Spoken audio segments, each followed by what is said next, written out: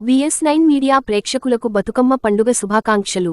తెలంగాణ సంస్కృతి సాంప్రదాయాలను పరిమళింపజేసే పువ్వుల పండుగ బతుకమ్మ ఆశ్వాయుజ శుద్ధ పాడ్యమి నుండి 9 రోజులు పాటు జరుపుకునే పుష్పవల్లుల పండుగ బతుకమ్మ పండుగ.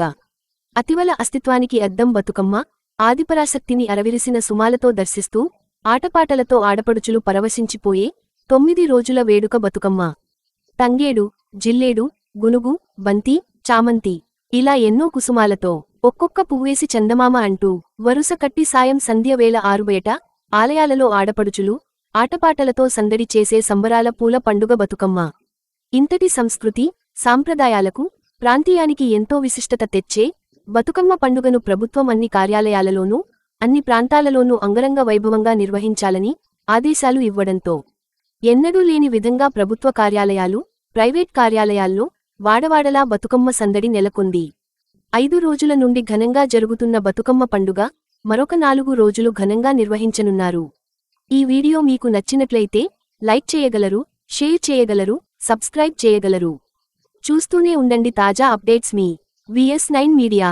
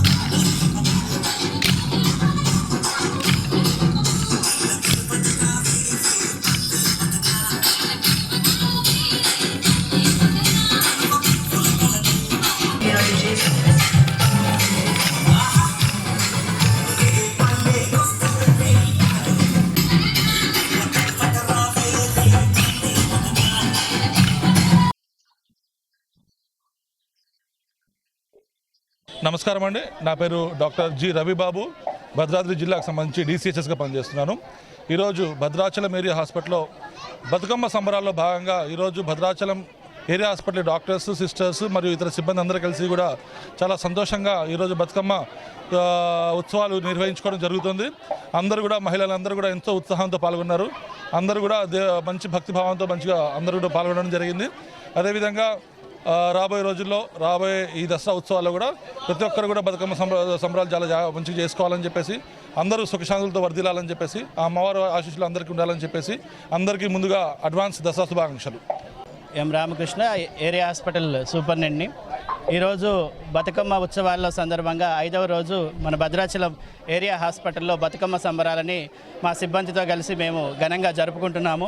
ఈ కార్యక్రమానికి విచ్చేసిన మన ఎమ్మెల్యే గారు వెంకట్రావు గారికి, అలాగే మా DCHS రవిబాబు గారికి, అలాగే మా సిబ్బంది, డాక్టర్లు అందరి తరపున ఇలా సద్దులు బతుకమ్మని మేము జరుపుకుంటున్నాము.